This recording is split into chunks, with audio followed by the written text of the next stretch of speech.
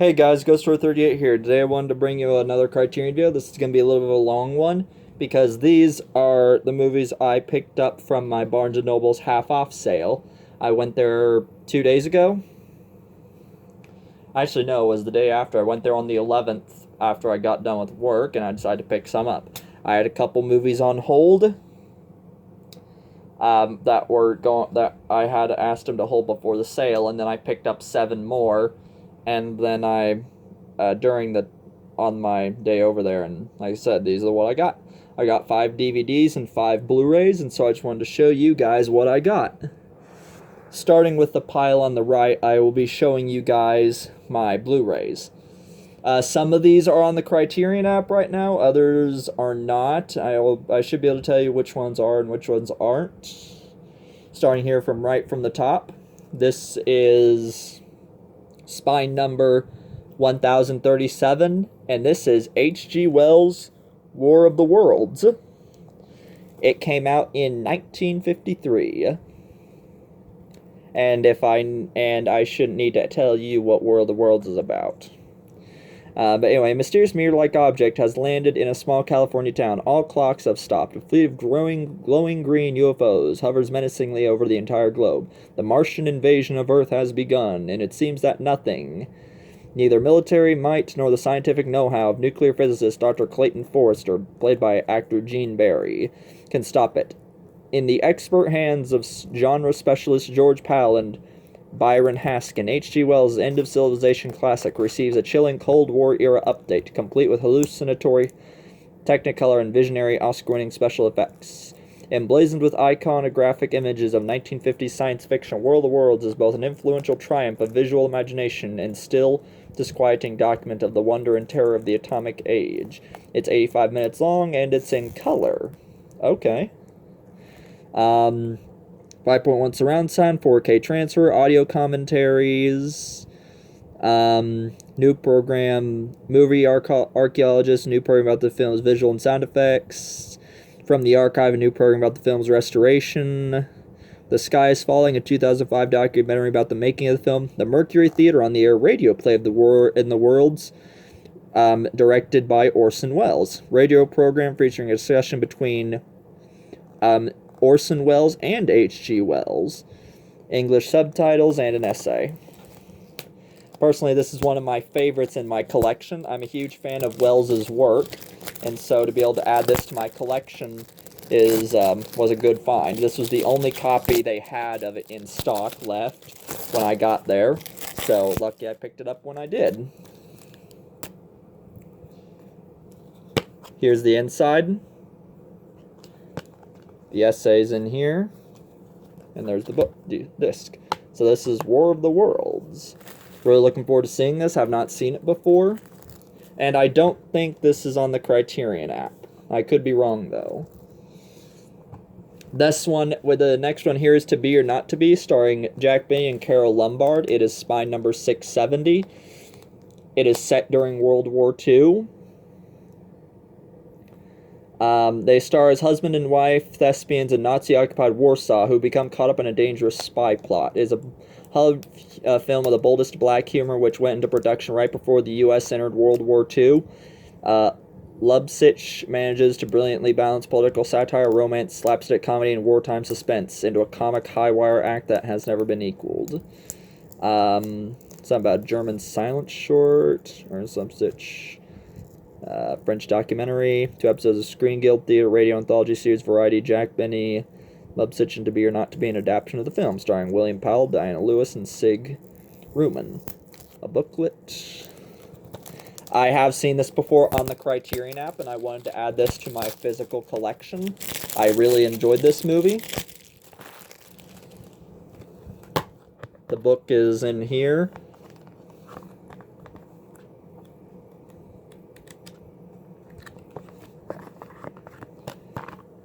Whoop, hang on a sec. And we're back, folks. Sorry about that. I have seen To Be or Not to Be once already on the Criterion app, so like I said, this will be a nice addition to add to my physical media collection. But anyway, that's that one. to Be or Not to Be. The next one is by Stuart Cooper, and this is Overlord. As it probably sounds, this takes place during World War II and deals with the D-Day invasion, combining a... Here, I'll just read this on the back. Oh, and this is spine number 382. Seamlessly interweaving archival war footage with a fictional narrative, this immersive account of one 20-year-old's journey from basic training to the front lines of D-Day brings life to all the terrors and isolation of war with jolting authenticity. Overlord, directed by Stuart Cooper and impressionistically shot by Stanley Kubrick's longtime cinematographer John Alcott, is both a document of World War II and a dreamlike meditation of human smallness within a large, incomprehensible machine.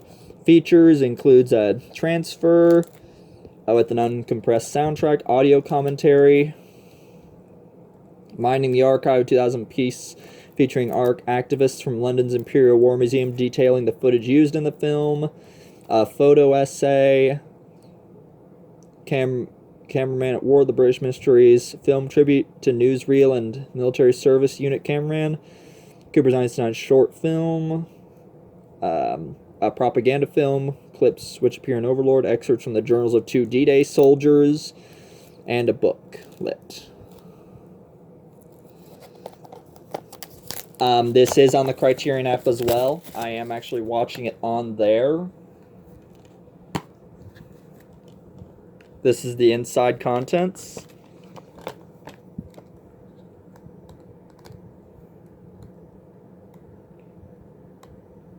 Excerpts from a journal.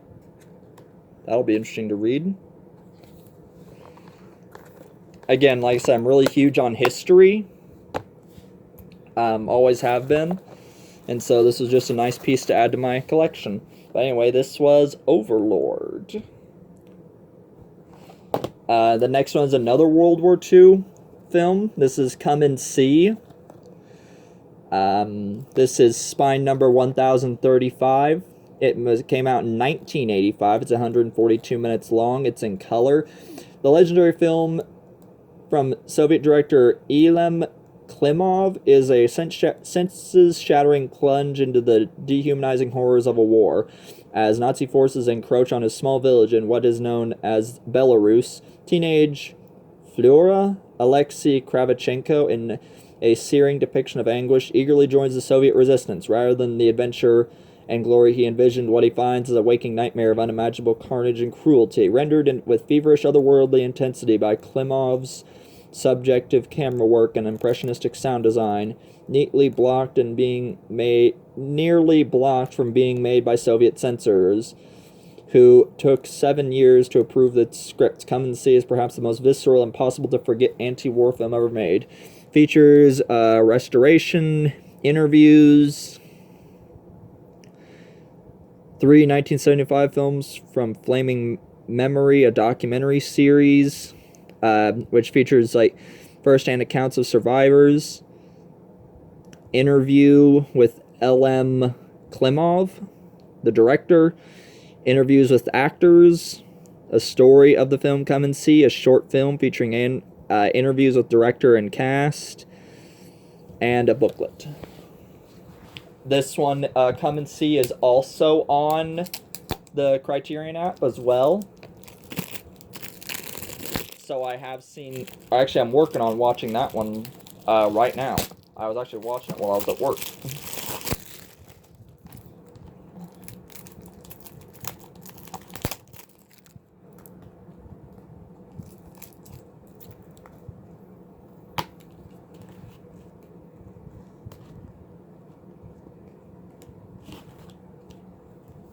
Here's the inside contents. There's the book and the disc.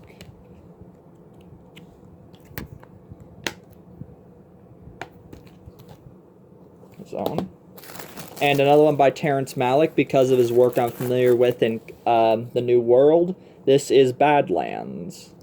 Burning Love on the Great Plains in 1959. Starring Charlie Sheen? Or Martin Sheen. It came out in 1973. It's 94 minutes long, and it's in color.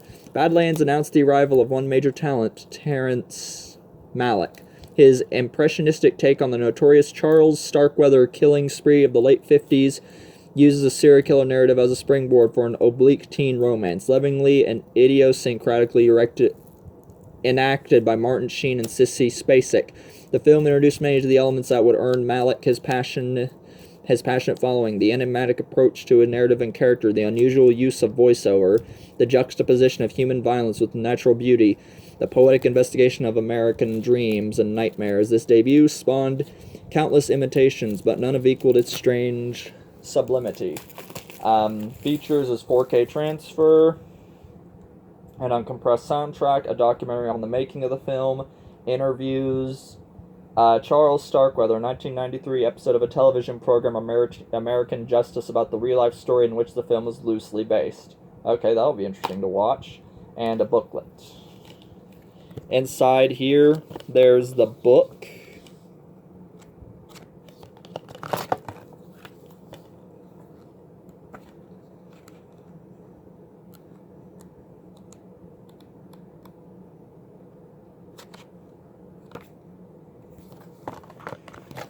The disc.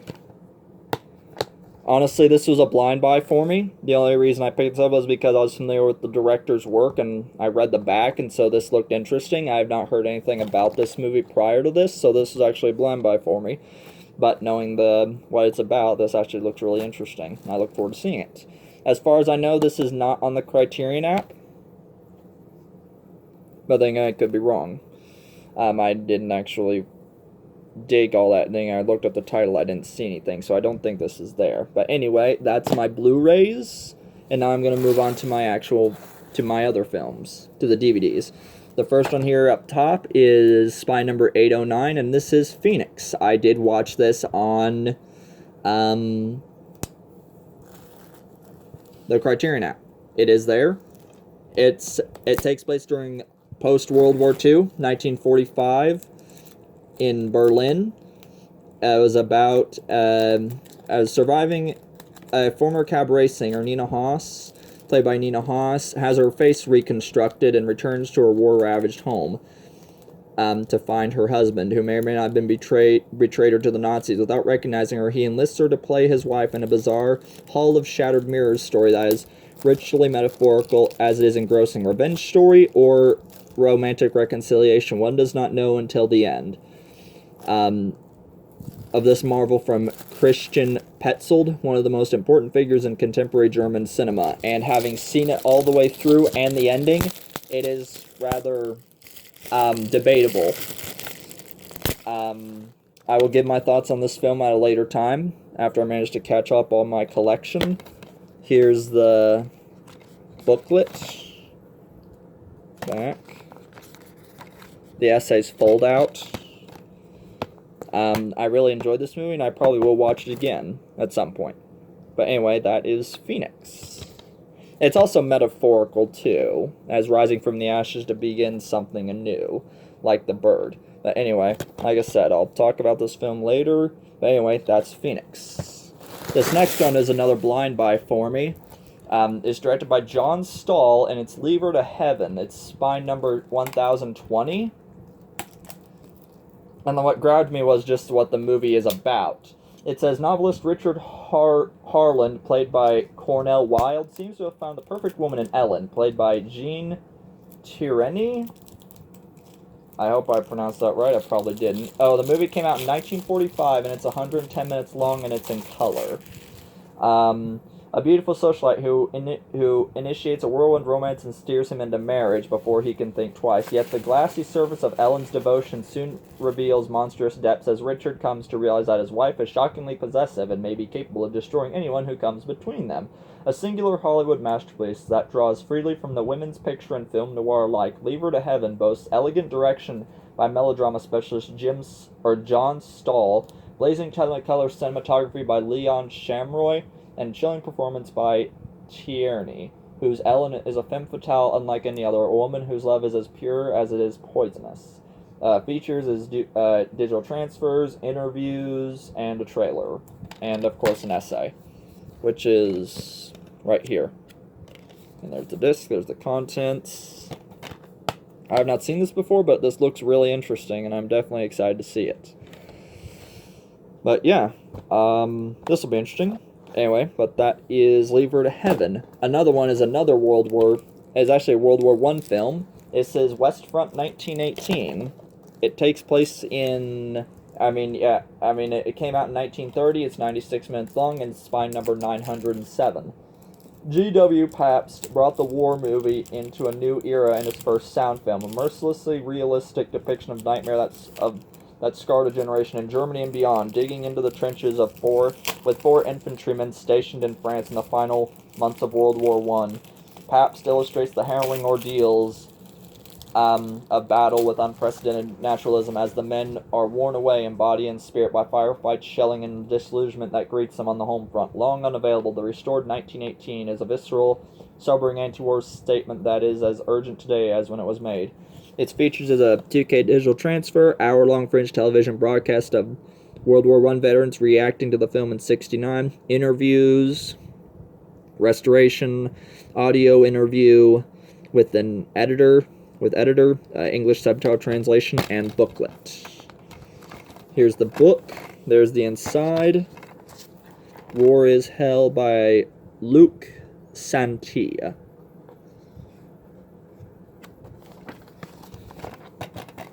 Yeah, I'm of course really huge into history, so World War I, World War II, and so on. But anyway, I look forward to seeing it, and I want to say that that one is also on the Criterion app.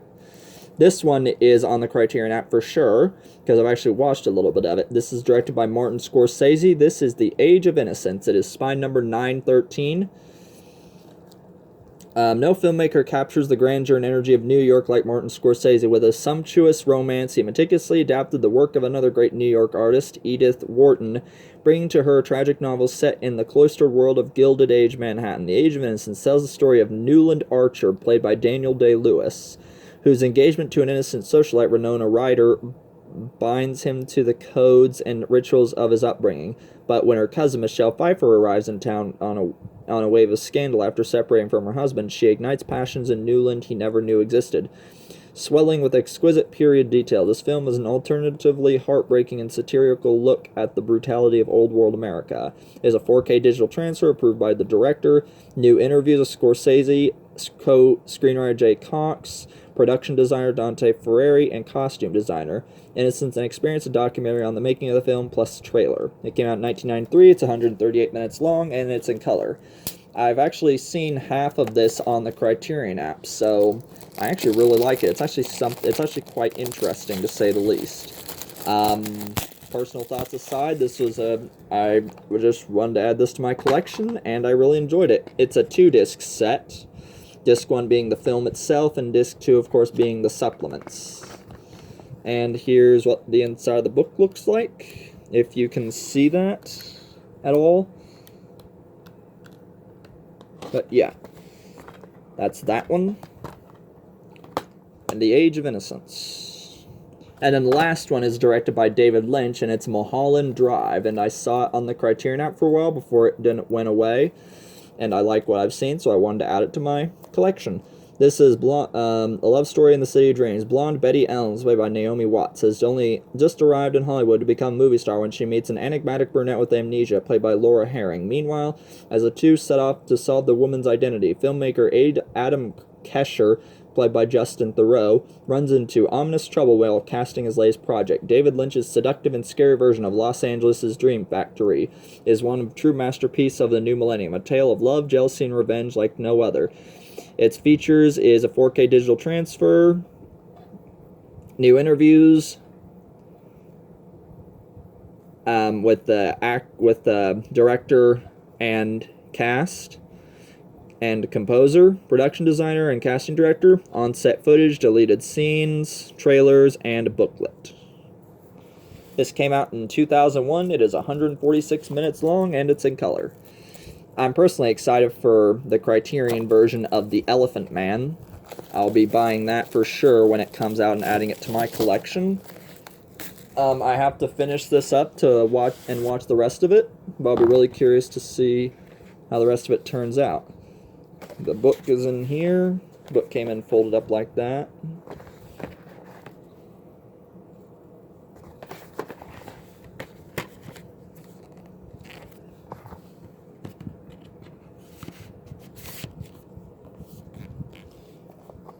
Mulholland Drive.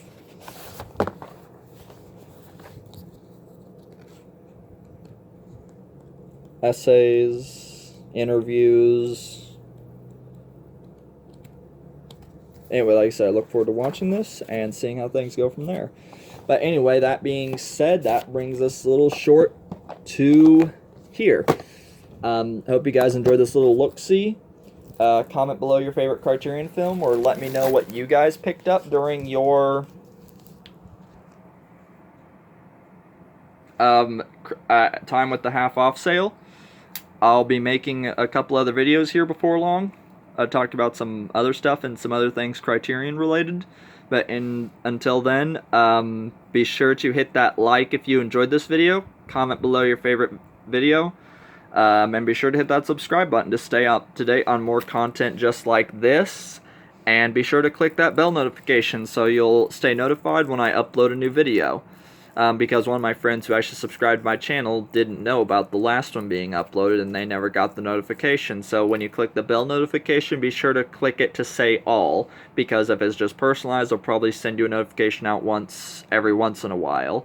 But yeah, after that, that's really it, I guess. So just take care, enjoy your guys' rest of your day, afternoon or evening, depending on where you're at, and I'll see you guys next time. Take care.